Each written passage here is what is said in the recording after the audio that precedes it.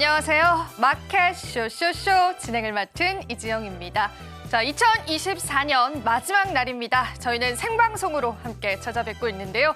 지난 일부 시간에서는 우리 시장에 도래할 리스크들을 살펴보고 그 리스크에 따른 방어를 어떻게 해야 할지 투자의 전략들 세워봤다면 저희가 오늘 또 준비한 두 번째 시간에서는 여러분들이 섹터적인 접근을 하실 수 있는 방법들을 알려드리겠습니다. 자, 아듀 2024, 2025 증시 대전망 이 두 번째 시간에는 장인투자클럽의 이창대 대표님께서 함께해 주실 예정이고요. 우리가 2025년도에 어떤 섹터를 바라보면 좋을지 투자의 팁들을 하나하나 알려드릴 예정이니까요. 여러분들 시장에 관한 다양한 전략들 얻어가시면 좋으실 것 같습니다. 기대 많이 해주시고요. 또 저희 방송 유튜브 통해서도 시청하실 수가 있습니다. 많은 참여 다시 한번 부탁드리겠습니다. 그리고 저희 방송에서 제공해드리는 정보는 투자 판단에 대한 조언일 뿐입니다. 가치 판단과 상승 하락 보장하고 있진 않다는 점 다시 한번 유의 부탁드립니다. 서울경제TV와 서울경제신문은 당사 브랜드이기도 합니다. 당사를 사칭한 피해 사례도 늘고 있기 때문에요. 그 부분도 유의해 주시면 감사하겠습니다. 자, 그럼 저희 마켓 쇼쇼쇼 2부를 통해서요. 여러분 내년도 증시 전망들 다양하게 챙겨가시면 되겠습니다. 마켓 쇼쇼쇼 2부도 본격적으로 출발합니다.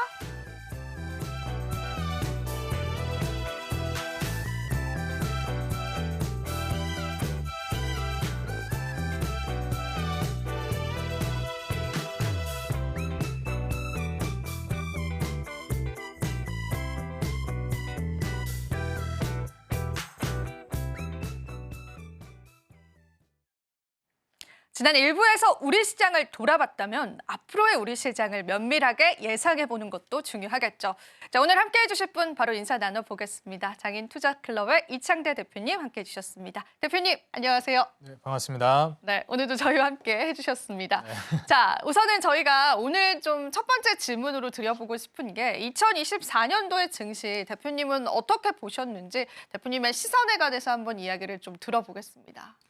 일단 24년도는 미국 증시 같은 경우에도 그렇고 뭐 특정 국가들도 상당히 좀 좋은 흐름을 보여주는 증시가 연출이 됐었어요.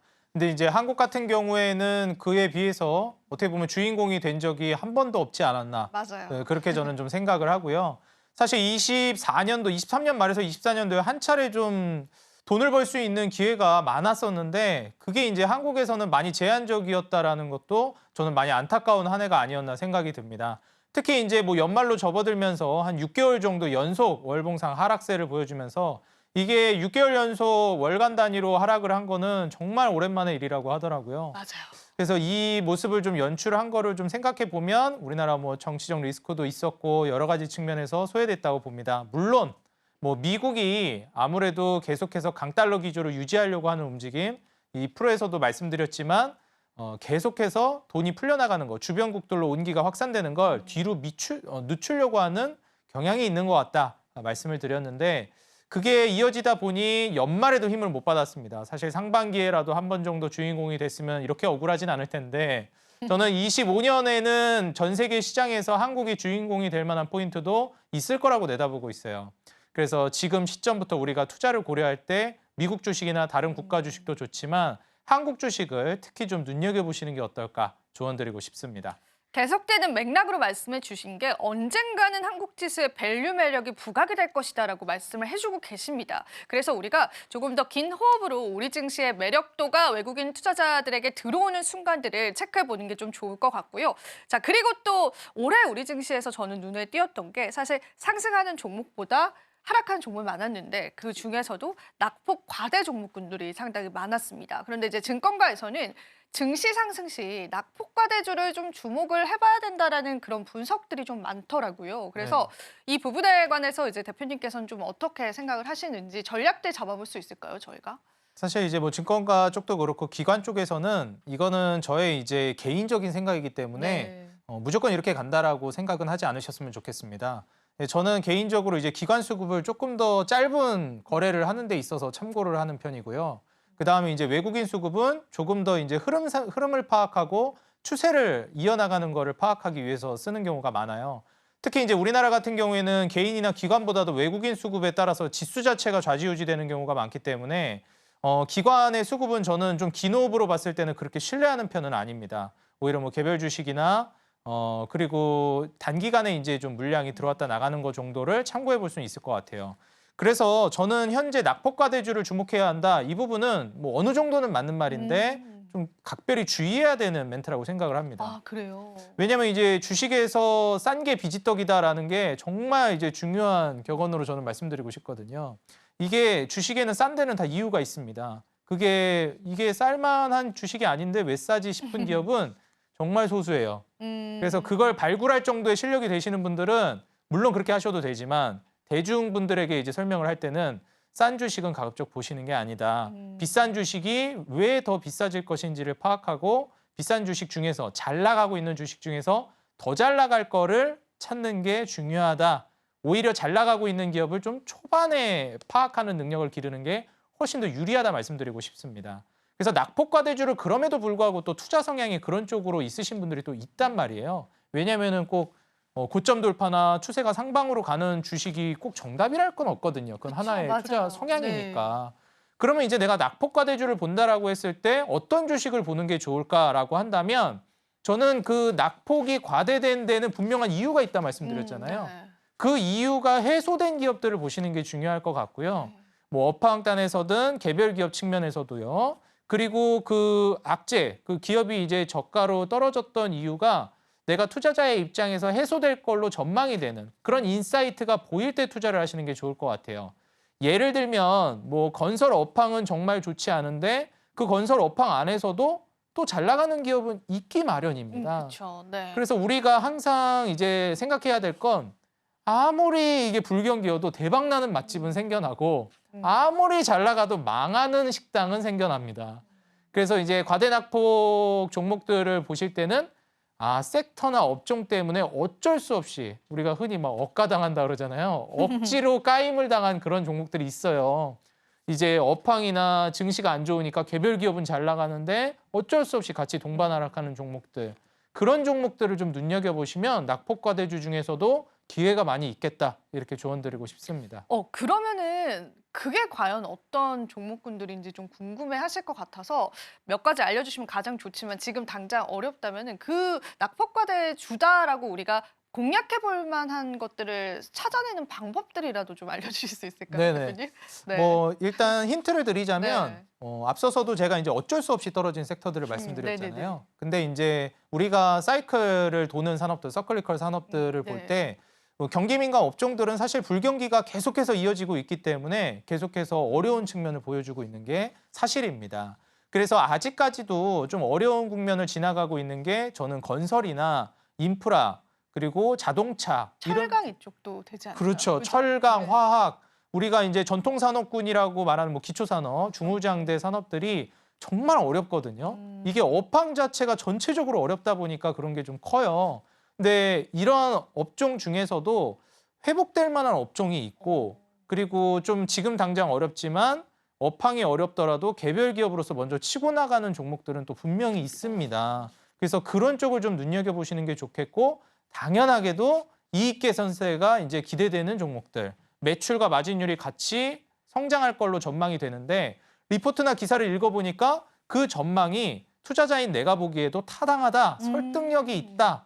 그런 종목인데 아직 뭐 낙폭이 저가다. 되고 네, 올라가질 그렇죠. 못하고 있다면 그런 종목들은 충분히 저는 보셔도 될 것 같고 몇 개를 찝어드리자면 사실 중후장대 쪽에서 이 조선은 워낙에 이제 패권을 보이면서 올라가고 있지만 수출도 우리가 눈여겨봐야 돼요. 조선도 네. 거기에서 해당이 돼서 올라갔던 거기 때문에 그런 관점에서는 지금 관세 우려도 있고 여러 가지 리스크 때문에 불안하기 때문에 못 가고 있는 것 중에 저는 결국 갈 만한 걸로 보는 게 자동차 쪽을 또 보고 자동차 있기도. 대표주들 말씀하시는 거예요? 아니면 네네. 장비 쪽으로 보시는 현대차 거예요? 그룹주들을 현대차 비롯한 그룹주들. 네. 그 대표적인 종목들은 충분히 이제 호경기로 가면서 올라갈 만한 모멘텀이 있다고 봐서 낙폭과대주를 본다면은 저는 이런 쪽 보시는 것도 좋을 것 같습니다. 이게 정말 또 우리 투자자분들이 들으셨을 때 굉장히 직관적인 힌트가 그렇죠. 됐을 것 같아요. 그래서 너무 감사드리고요. 아닙니다. 자, 그러면은 이런 생각 듭니다. 이제 삼성전자도 낙폭 과대인 걸까? 반도체 네. 업황 어떻게 봐야 되는 걸까? 저는 우선은 요즘에는 이런 우려감이 좀 들어요. 이게 반도체 업황 자체 악화라기보다 우리나라 기업들의 경쟁력 약화이지 않을까 이런 생각이 좀 들기도 하는데 반도체 업종 삼성전자 비롯해서는 좀 어떻게 보세요? 내년에는? 사실 이제 이 반도체라고 하면 그동안 대한민국 국부를 책임져 왔던 산업이잖아요. 맞아요. 우리나라가 이제 워낙에 고속 성장을 하기도 했는데 불과 이제 한 세대 두 세대 전만 하더라도 농업 국가였고 전 세계가 아니죠. 전국적으로 이제 농사 짓는 나라였는데 순식간에 이제 중공업 바람이 불면서 철강이나 뭐 조선, 자동차 이런 중후장대 산업들이 정말 빠르게 발전했습니다. 이게 딱 제 부모님 세대만 해도 공장에서 많이 이제 일을 하시던 세대였잖아요. 그리고 이제 제 세대로 넘어오면서 이제 뭐 IT나 판교, 광교 이런 쪽을 비롯해서 반도체나 IT 붐이 많이 불었습니다.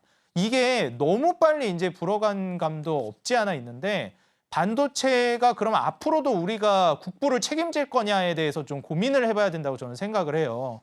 저는 여기에 대해서는 물론 가능성은 있는데 지금같이 해왔던 방향으로 가게 되면 저는 반도체는 어려울 거로 보고요. 우리 기업이 어려울 것이다. 네네. 네, 그래서 이제 제가 지금 농업, 공업 이런 걸 얘기했던 이유가 국가가 성장할 때는 기본적으로 이제 마진율이 높은 순으로 점점 개발을 해나가거든요. 우리가 이제 사업을 영위했을 때 이게 얼마나 많이 마진이 남는 구조이냐 그런 쪽으로 나아간단 말이죠. 그렇게 따졌을 때 그렇기 때문에 첨단 산업 그리고 기술 경쟁에서 앞서 나가야 된다 얘기가 계속 나오고 교육에 열을 올리고 또 우리 부모님 세대 얼마나 교육에 힘쓰던 세대입니까? 그게 다 여기에서 나오는 거거든요. 교육이 돼야 마진율 높은 산업으로 뛰어들 수 있어요. 기술 경쟁에서 앞서 나가면서. 그래서 이런 게 이제 중요한데 반도체가 그동안 해왔던 건 물론 이제 이 기술력도 있지만 사실 제조업의 한계에서 크게 벗어나지는 못했어요. 그렇기 때문에 이걸 첨단 산업으로 이끌어가기 위해서 삼성이 도전했던 게 시스템 반도체 쪽으로 가자 했던 건데 이게 사실 아직 성과를 드러내는 정도라고 보기는 어렵고 그렇죠. 예, TSMC가 워낙에 또 꽉 잡고 있기도 하고요. 그쵸. 그리고 이제 메모리 쪽에서는 그러다 보니까 SK하이닉스가 앞서 나가는 모양새를 기술력으로요, 그죠? 그렇죠. 네. 사실 그런 관점에서 봤을 때 SK하이닉스도 이게 얼마나 장기화될지는 조금 고민을 해봐야 된다고 저는 개인적으로 생각을 합니다. 왜냐하면 결국 메모리에 있어서 혁신이 계속 이루어지는 건 맞는데 국가가 한 단계 더 레벨업을 하려면 더 높은 마진율의 산업으로 넘어가야 한단 말이죠. 그런 관점에서 봤을 때는 이제 제약바이오라든지 IT 소프트웨어들을 보는 게 좋겠고 저는 오히려 이런 반도체 혁신 산업에서의 하드웨어 제조업을 개발을 계속 나아간다라고 보면은 오히려 메모리 반도체보다 로봇 쪽이 저는 훨씬 더 낫다. 네, 하드웨어 단에서는 앞으로 더 전망이 좋다고 봅니다. 그래서 지금 물론 AI 모멘텀으로 하드웨어 단에서 SK하이닉스가 부각을 받고 있지만 이것도 저는 하드웨어 부분에서는 로봇 쪽이 훨씬 더 전망이 좋다라고 보고 있고요.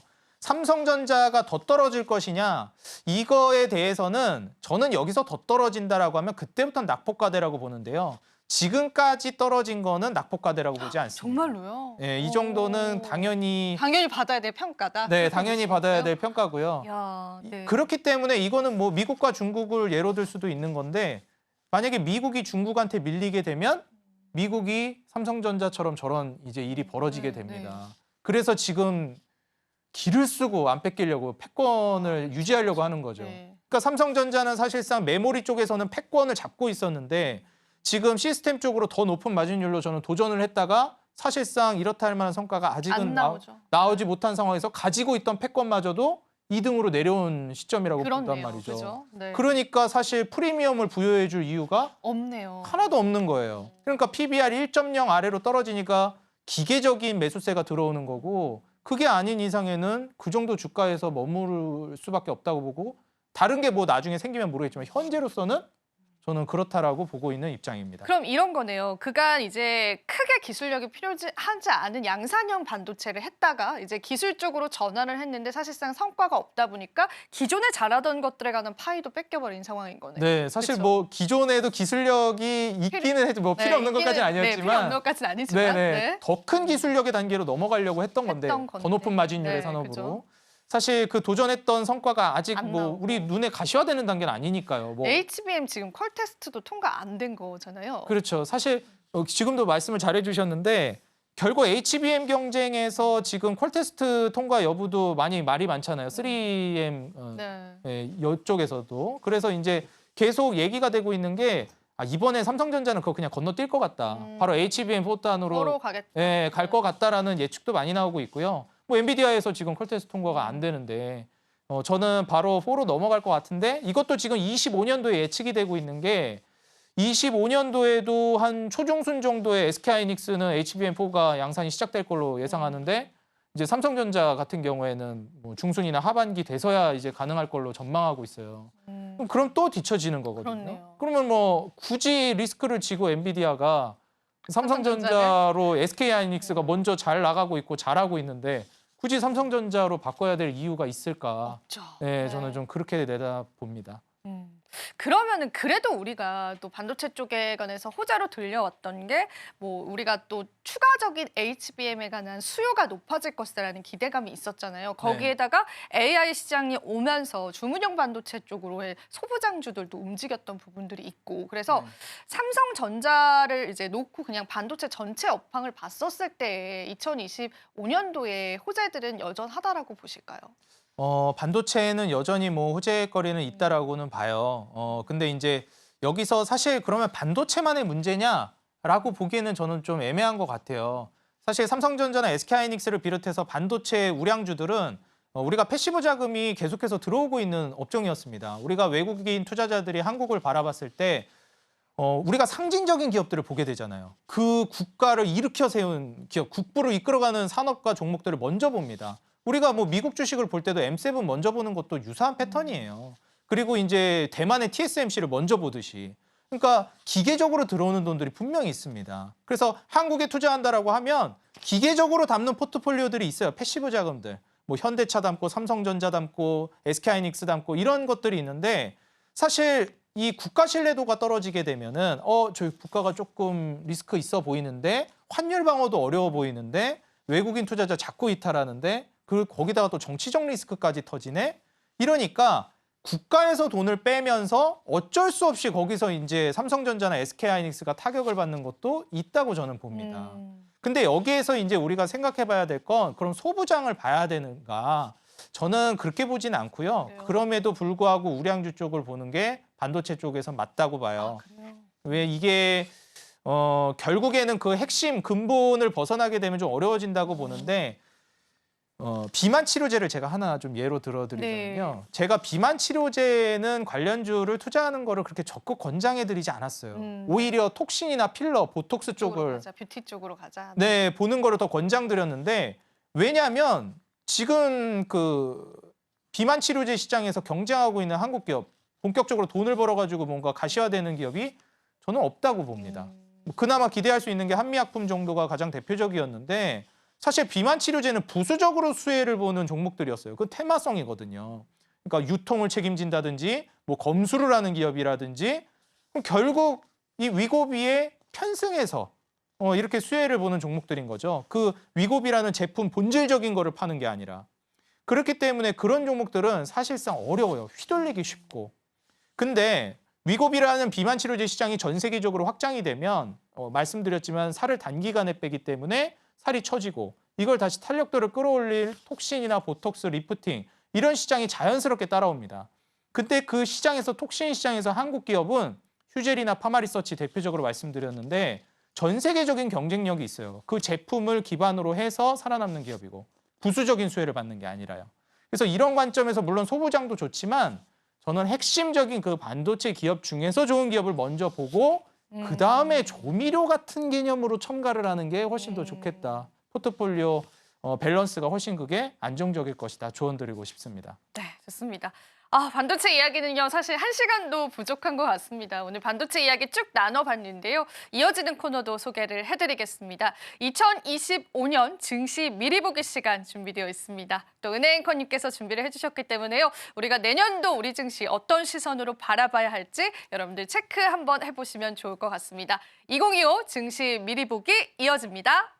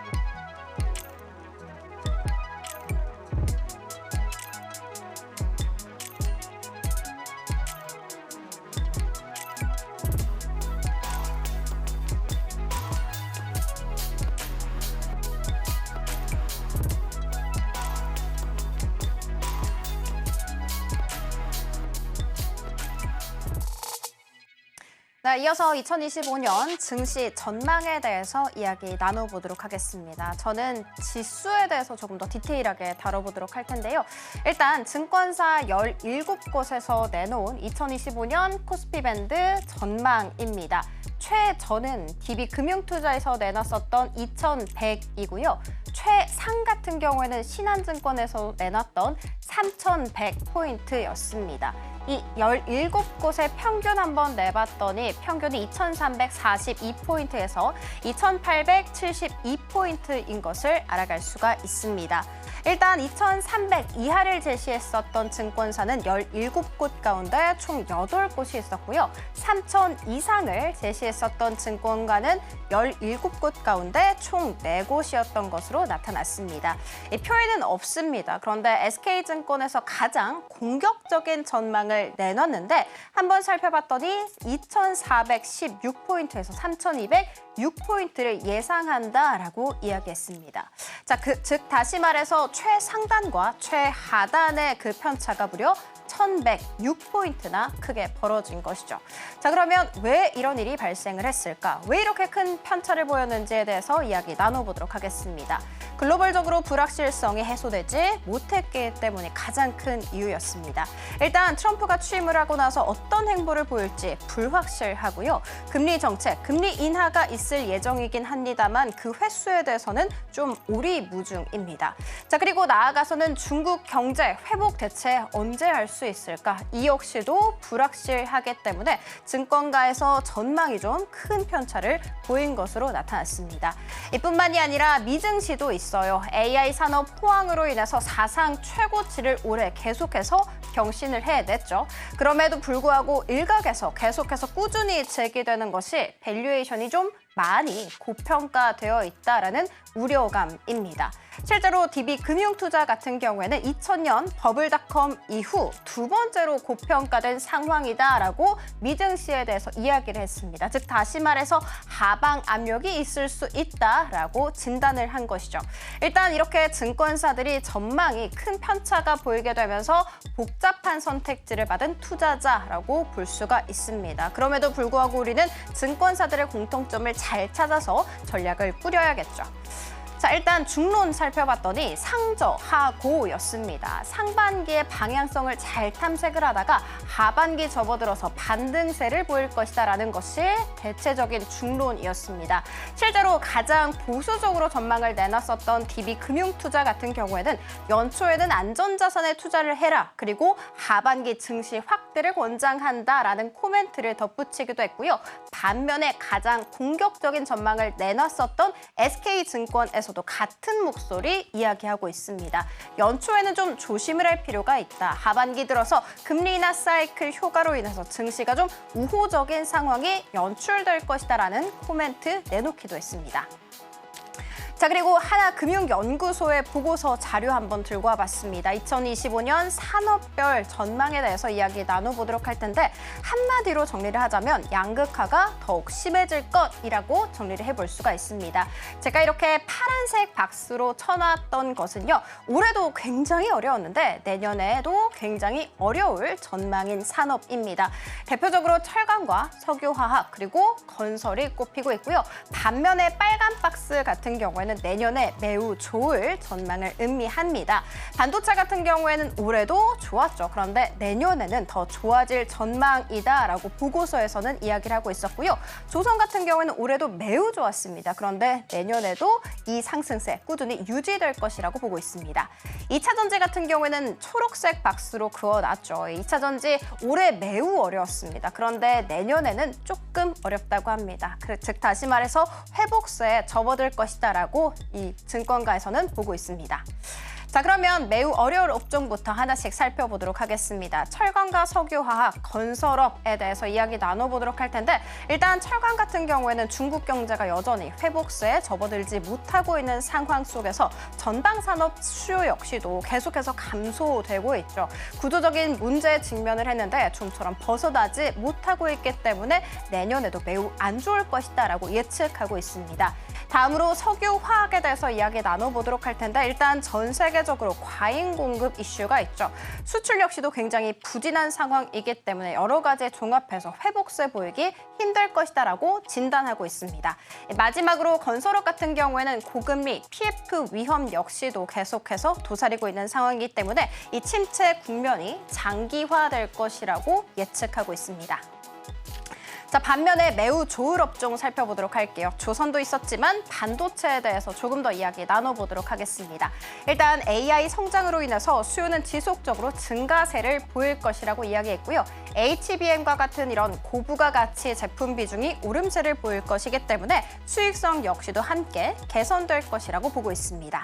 단, 내년 성장세는 올해보다 좀 둔화될 것이다라는 예상 꺼내놓기도 했습니다.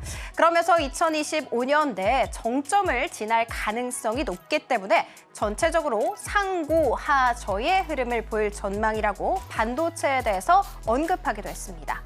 자, 그리고 2차 전지 이야기 나눠보도록 하겠습니다. 그래도 개선될 업종이라고 제가 이렇게 멘트를 붙여봤습니다. 올 한 해 내내 전기차 캐즘뿐만이 아니라 트럼프 당선으로 인해서 2차 전지 굉장히 힘들었죠. 그렇지만 그럼에도 불구하고 여전히 시장은 확대될 것이라는 전망이 우세한 상황입니다. 북미 시장과 유럽 시장 확대가 될 것이며 특히 전기차 생산량이 쭉 우상향을 할 것이기 때문에 이것들이 다 2차 전지 상승 재료가 될 것이라고 보고 있습니다. 자, 그리고 이 보고서에 따르면 북미 시장 대응 전략과 기술 혁신이 2025년 성패를 좌우할 핵심 요소다라고 코멘트하기도 했습니다. 단, IRA에 관련해서 불확실성은 단기적으로 악영향을 줄 가능성이 상당히 높다라고 코멘트 덧붙이기도 했습니다.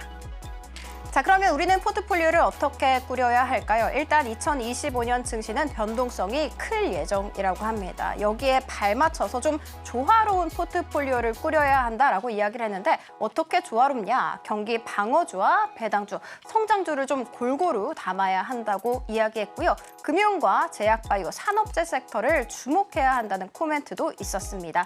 2025년 코스피에서 영업이익 증가율이 반도체를 중심으로 해서 계속해서 하향 조정을 당하고 있죠. 이와 같은 이익 증가가 좀 둔화되는 시기에는 과거의 사례를 빗대어 보았을 때 반도체라든지 대형주보다는 고배당주 쪽에서 압도적으로 성과가 좋았다라고 이야기를 했습니다. 그리고 그 고배당주로 금융을 이야기를 하고 있더라고요. 그리고 그 금융 내에서는 KB금융을 가장 최선호주로 꼽고 있습니다.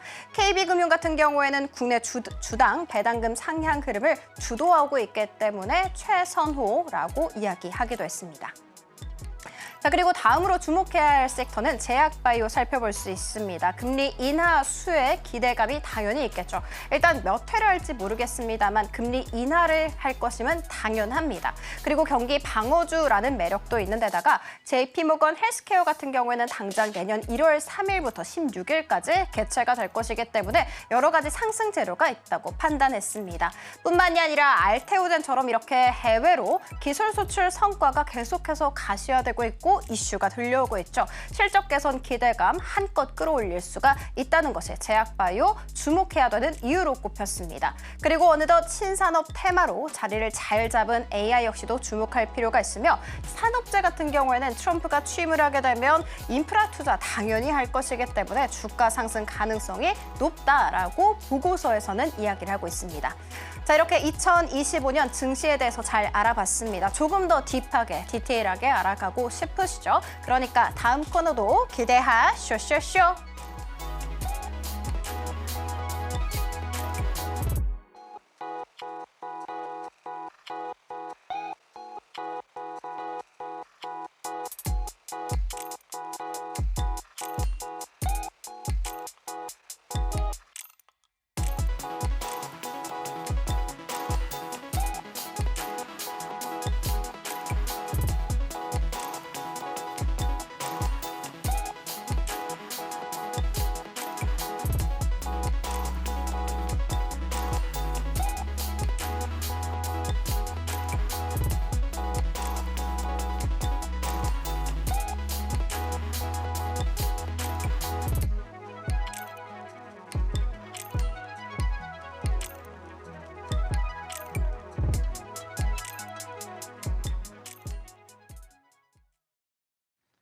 2025 증시 미리 보기 같이 한번 살펴보고 오셨고요. 대표님과 함께 이야기 나눠보도록 하겠습니다. 자, 일단 우리가 내년도 증시 바라볼 때 가장 큰 이벤트다라고 한다면 트럼프 취임이 있을 수 있겠습니다. 트럼프 취임 이후에 저는 이제 미국 증시 보니까 이제 뱅크 업종들이라든지 소형주 위주로의 좀 상승이 나오더라고요. 네. 국내에서는 어떤 영향력들을 가져갈지 우선은 계속 영향력은 있겠죠, 대표님? 네, 좀 계속해서 있을 거라고 보고 네. 있고요.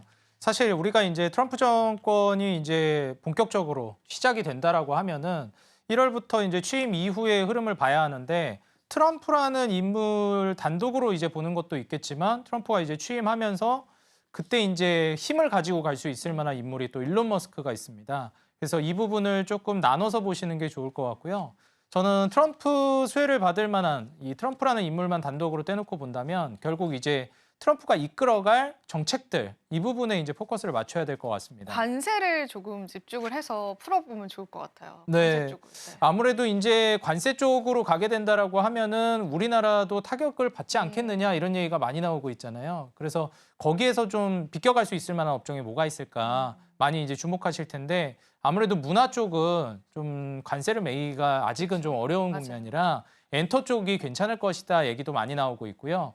그리고 사실 지금 현재 미국의 리쇼어링 정책에 어느 정도 순응을 하면서 미국에서 일자리를 창출해내고 공장을 이제 짓고 있는 기업들 같은 경우에는 저는 수혜를 받을 수 있을 거라고 봅니다. 미국에서 이미 점유율을 많이 늘려나가고 있는 현대차 그룹 같은 경우에도 지금 당장은 굉장히 안 좋은 전망들이 많이 나오고 있더라고요. 근데 저는 개인적으로 좀 괜찮게 보고 있고 관세로 인해서 이제 제3국이나 이런 데서 만들어서 올리던 이런 부분들도 혜택을 못 받게 될 것이다 생각하지만 저는 현대차 그룹이 지금 미국에 적극적으로 또 리쇼어링 정책에 아예 반하고 있는 방향성은 아니기 때문에 결국 이 방향성만 어느 정도 설득을 잘 해나간다면 저는 트럼프 정권에서는 다른 방향성으로 돌려서 혜택을 주든지 보조금을 주든지 이런 식으로 관세를 매기더라도 다른 측면에서 상쇄할 수 있을 만한 그런 이제 헤리티지를 줄 거로 보고 있습니다. 결국 이제 트럼프가 의도하고 있는 건 미국이 다시 부강해져야 되고 중국이 못 따라와야 해. 이게 이제 포커스거든요. 그 포커스에만 벗어나지 않으면 뭐 당장 관세로 뭐 왜냐면은 특정 국가나 특정 기업만 찝으면 그거는 좀 아니잖아요. 네, 그렇죠. 그렇기 때문에 일반적으로 다 관세로 어느 정도는 어렵게 만들어 놓은 다음에 이제 픽한 업종이나 기업, 뭐 국가만 살려주는 쪽으로 지원이 나가는 쪽으로 이렇게 할 거로 보고 있고요. 그런 관점에서는 저는 뭐 엔터도 괜찮지만 뭐 앞서서 말씀드렸듯이 현대차 그룹도 괜찮을 것 같고 그리고 중국의 이제 그 CDMO 우시그룹이 이제 빠져나가게 우시바이오가, 되면서 네. 생물보안법 이후에 한국의 이제 CDMO 기업들 특히 삼성바이오로직스를 필두로 수혜를 받지 않을까 이렇게 좀 예상이 되고 있습니다. 아, 좋습니다. 자, 그럼 앞서서 그 문화 콘텐츠 말씀을 해주셨는데 K 콘텐츠들이 이제 관세 무풍 그런 섹터다라고 해가지고 그런 부각도 받았었고 얼마 전에 또 오징어 게임 출시에 따른 주목도 최근에는 받았잖아요. 네. K 콘텐츠주들의 독주가 2025년도에도 이어질 것이다라고 혹시 보세요, 대표님? 아니면 일시적인 것이었을까요? 사실 이제 컨텐츠적인 측면에서는 한국이 계속해서 이제 경쟁력이 있다라는 있기는 거는 합니다. 네, 네. 모두 알고 있는 사실이잖아요. 사실 저는 이제 엔터나 컨텐츠 쪽은 개인적으로 투자를 그렇게 선호하진 않습니다. 근데 이건 저의 개인적인 선호일 뿐이지 사실 그 업종은 세계적으로 경쟁력이 있다고 봐요. 아, 업종 자체는? 네, 업종 자체는 있다고 봅니다. 근데 제가 이제 선호하지 않는 이유는 이제 예측이 좀 어려운 영역으로 간다라고 보기 때문이에요. 변동성이 크기 때문이라고 말씀드리고 싶습니다. 그러니까 우리가 이제 예측한 영역 안에서 변동성이 높은 거는 그나마 괜찮은데 예측하지 못한 영역에서 이제 변동성이 커진다는 거거든요. 특히나 이제 엔터 같은 경우에는 지금 관세 무풍지대다 얘기도 나오고 있는데 제가 우려하고 있는 거는 그런 게 아니라 이제 그 아티스트 리스크가 큽니다. 그렇죠. 사실 제가 이 부분은 정말 많이 강조를 드려왔던 부분인데 게임과 엔터 산업의 좀 비슷한 결이라고 해야 될까요? 이런 부분들이 하나가 잘못되면 와르르 무너지는 경향이 있어요. 이제 게임 같은 경우에도 신작이 실패하게 되면은 정말 그 기업이 휘청거릴 정도로 어려워지는 경우가 정말 많고요. 하나가 대박 나면은 정말 기업이 폭발적으로 성장합니다. 이게 엔터 그룹도 좀 비슷한데 이게 게임은 그나마 우리가 이제 컨트롤할 수 있는 영역인데 네. 이제 아티스트는 사람이잖아요. 그쵸. 우리가 이제 컨트롤할 수 있는 범위가 한정이 돼 있단 말이에요. 그런 측면에서는 저는 이제 긍정적으로 봤던 게 JYP 엔터랑 하이브를 좀 긍정적으로 봤었습니다. 개인적으로요. 네. 이유는 JYP 엔터는 제가 미디어를 통해서 뭐 그거 연출인지는 모르겠지만 그 박진영 그 아티스트 그분이 그 소속사 아티스트들 인성교육이라든지 중요하게 생각하시죠. 뭐 네. 성교육이라든지 그다음에 이제 그 식단이라든지 아. 이런 거에 대해서도 엄청 신경을 많이 쓰더라고요. 네. 다시 말해서 아티스트가 지금 이 기업의 재산이다라는 거를 정말 잘 알고 있고 투자자들이 그런 부분에 있어서 저는 신뢰도를 느낄 만하다라고 저는 생각하거든요. 그런 측면에서 긍정적으로 봤고 하이브를 긍정적으로 봤던 건 이건 좀 굉장히 너무 정없고 막 그런 쪽으로 보는 거 아닌가 이렇게 생각하실 수도 있는데 결국 이제 자본주의 논리로 돌아갔을 때는 그 리스크를 해칭할 수 있는 방법이 뭐가 있을까? 그럼 그 아티스트가 없어도 굴러가는 구조가 돼야 되죠. 되거든요. 네. 그런 관점에서 사실상 이제 하이브가 취하고 있는 구조는 이제 하이브라는 모회사가 있고 그 아래에 각종 이제 그 스튜디오라고 해야 될까요? 엔터사들을 이제 세웠죠. 그래서 이쪽 소속사에 어떤 그룹이 있고 여기는 뉴진스가 있고 여기는 방탄소년단이 있고 여기 뭐 다른 기업들이 있고 이렇게 쭉 있잖아요. 그래서 좀 이런 얘기는 그렇지만 꼬리 자르기가 가능한 구조다. 네, 그렇게 저는 이제 보고 있고 산하 레이블이니까요. 그죠? 산하 네. 레이블이니까요. 하나가 잘못돼도 다른 데서 이제 보완이 구조가 되는. 그렇습니다. 맞아요. 그래서 그런 아티스트 리스크를 구조를 이제 잘 해나가고 있다고 봤는데 최근에 이제 그 뉴진스 사태부터 해서 말이 맞아요. 많았잖아요. 네. 근데 이거를 저는 숙제일 것 같아요. 하이브가 구조는 잘 짰는데 거기서 오는 또 리스크는 관리가 안 되는 거 아니냐라는 측면이 또 그쵸, 이렇게 그쵸. 떠오른 네. 거잖아요. 그게 어떻게 네, 보면. 맞아요. 그러니까 그걸 어떻게 이제 잘 관리 측면에서 해결해 나갈 거냐. 저는 구조는 좋다고 보거든요. 그거를 이제 하이브가 해나가야 되는 숙제라고 보고 있고 그런 관점에서 게임도 제가 크래프톤을 좀 긍정적으로 봤던 이유는 폭발력은 저는 W게임즈가 좀 더 있다고 보는데 네. 크래프톤도 게임 하나가 실패해도 다른 이제 산하 그 스튜디오 쪽에서 하나가 이제 대박이 나면 그걸 통해서 다른 쪽에 이제 리스크가 해칭이 되는 전략을 취하고 있습니다. 그래서 게임 개발을 각종 스튜디오에다가 다 발을 뻗쳐놨어요. 투자를 해놓고 이쪽에서 개발하는 게임이 있고 이쪽에서 개발하는 게임이 있고 모두 다릅니다. 그래서 하나만 대박 터지면 돼요. 그래서 이런 구조로 리스크 관리가 되고 있다는 측면에서 저는 게임에선 크래프톤, 그다음에 엔터에선 하이브, JYP 뭐 이런 쪽으로 눈여겨보고 있었다 말씀을 드리고요. 관세 측면에서도 저는 이런 부분들을 좀 이어가서 딥하게 들여다보시는 게 어떨까 조언을 드리고 싶습니다. 네. 관세를 피해갈 수 있는 업 쪽으로는 우리가 엔터와 게임 쪽 보면 좋을 것 같고요. 엔터 중에서는 하이브 그리고 또 우리가 게임 쪽에서는 크래프톤 쪽도 체크를 해보면 여러분들 좋은 투자 전략 될 것 같습니다. 자, 그러면 우리가 이번 시간은 좀 섹터적인 접근을 해볼 거잖아요. 그래도 우리 시장에서 핫했고 앞으로도 핫할 수 있는 섹터다라고 한다면 사실 조선업을 빼놓고 이야기할 수는 없을 것 같습니다. 실질적으로 또 미국의 이러한 정책에 관한 수혜를 받아갈 것이다라고 보고 있고 이미 이제 시장에 반영은 많이 됐습니다. 그래서 그 부분이 조금 이제 걸리기는 하는데 저는 이런 부분들도 이야기를 나누고 싶어요. 조선업 전망도 궁금하긴 하지만 우리가 이렇게만 또 청사진만 제시하기에는 우리 조선업의 리스크도 있지 않을까 그런 부분도 있다면 대표님께서 같이 짚어주시면 좋을 것 같습니다. 네, 일단 조선업은 그동안 많이 올랐으니까 리스크가 있다. 그거는 전 리스크라고 보진 않아요. 더 올라갈 만한 모멘텀이 있으면 많이 올라간 게 아니죠, 사실. 그렇죠. 예, 뭐 지금 앞으로 뭐 한 1000%, 뭐 2000%, 10,000% 성장할 거면 지금 올라간 건 세 발의 피 아니겠습니까? 그럴 수 있죠. 네, 그러면은 이제 어떻게 보면은 이 상단을 제한할 수 있을 만한 요소가 뭐가 있는지를 보는 게 저는 중요하다고 보는데 그 측면은 역시 이제 중국의 침투라고 볼 수 있겠습니다. 우리가 이제 이 기초산업군에서 방금 말씀해주신 화학을 비롯해서 우리나라가 왜 이렇게 어려워졌느냐? 결국 중국에게 일감이라든지 산업에서 모두 밀렸기 때문입니다. 그럼 왜 밀렸을까?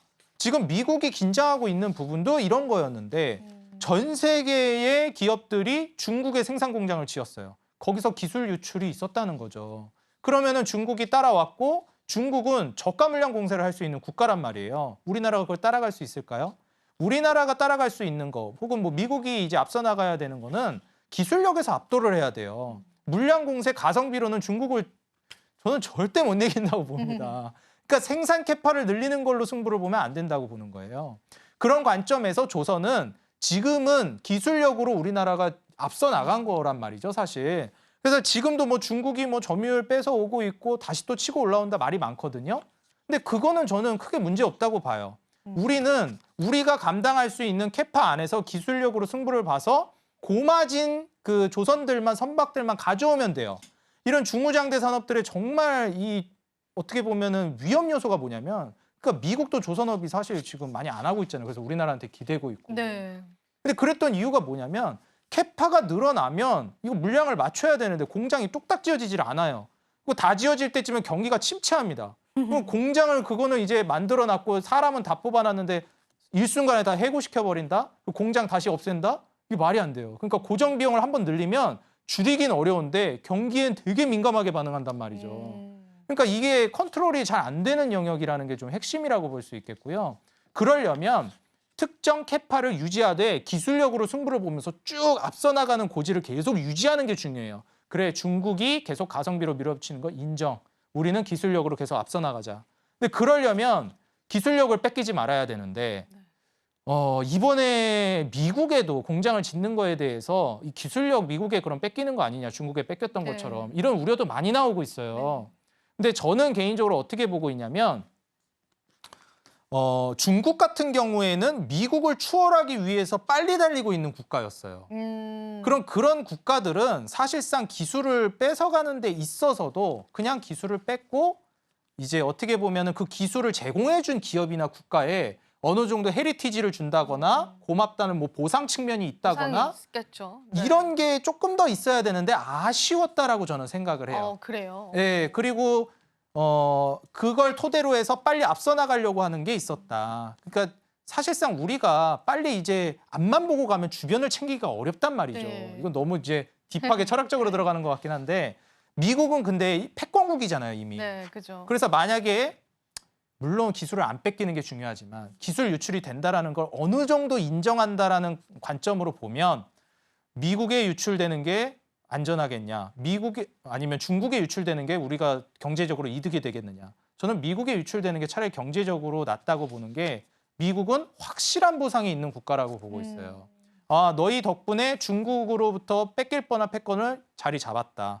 확실하게 밀어줄게. 보상을 해줄게. 한국 네. 그리고 우리한테 도움 줬던 너희 조선업들 확실하게 밀어줄게. 이게 성과제도 보상이 확실한 나라란 말이에요. 역사적으로 그랬고 도전했던 국가는 절대적으로 용서하지 않았고 도움 줬던 기업과 국가는 잊지 않았습니다. 동맹국에 관해서. 네, 동맹국에 관해서 이걸 우리는 역사를 통해서도 어느 정도 생각을 해봐야 된다고 생각하고 그런 관점에서는 지금 트럼프가 실제로 한국에 먼저 콜을 한 거잖아요. 네, 맞아요. 네, 그런 관점에서 이번에 미국과 동맹만 잘 유지된다면 저는 뭐 관세 이런 거를 걱정할 만한 섹터는 아니라고 봐요. 조선 조선업은. 쪽은요. 예. 네. 확실하게 그렇게 밀어준다라는 딜만 잘 성사된다면 오히려 엄청 큰 상승을 더 도래할 수 있다라고 보기 있기 때문에 과연 조선업에 있어서 트럼프 정권과의 딜이 어떻게 이루어질 것이냐 이거에 좀 포커스를 맞추는 게 중요할 것 같습니다. 사실 이제 조선 업종들이요. 이제 증권사 리포트가 많이 나왔었는데 이제 대부분 목표가를 넘겼다라고 합니다. 그러면은 가격적인 측면에서는 새로운 이제 영역이잖아요. 그렇죠. 앞서 말씀해주신 것처럼 조선업은 더 갈 수 있다. 가격적으로 쉬어감 없이 그리고 주도주의 격으로 내년에도 이끌 것이다라고 보실까요, 대표님께서는? 저는 뭐 쉬어가는 구간은 물론 있을 수는 수는 있을 있겠지만. 것 같은데 아직 저는 상단이라고 보고 있지는 않아요. 아, 그래요? 네, 훨씬 더 올라갈 만한 모멘텀이 아직 많이 남아 있다라고 보고 있고요. 그리고 지금 분위기 자체도 미국이나 트럼프 정권과 협력하려고 하는 스탠스가 보이더라고요.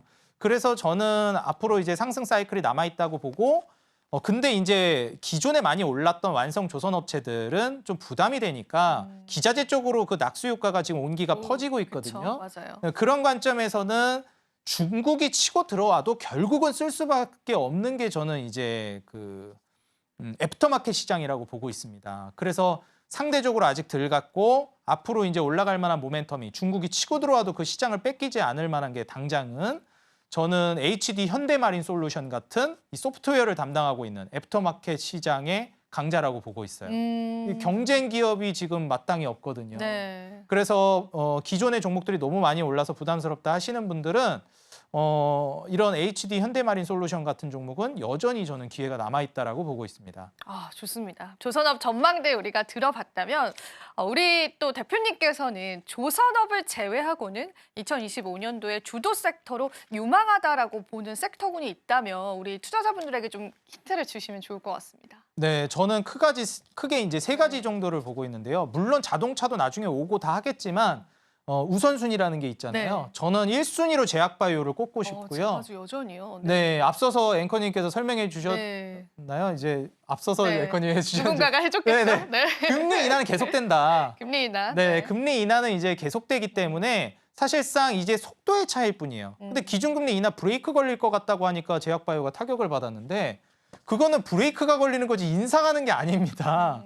인하하는 기조는 여전해요. 그렇죠, 맞아요. 그렇기 때문에 제약바이오가 천천히 이렇게 눌렀다 올랐다 하면서 오랜 시간 동안 올라갈 거냐, 100만큼 올라갈 건데 100을 1년, 2년, 3년 동안 늘어뜨려서 갈 거냐, 아니면 6개월 만에 확 단축해서 100을 한 방에 올리고 이제 끝낼 거냐, 그 차이라고 봐요. 그러니까 기준금리 인하 기조가 계속되는 한 제약바이오는 계속될 거라고 이제 보기 때문에 좋게 보고요.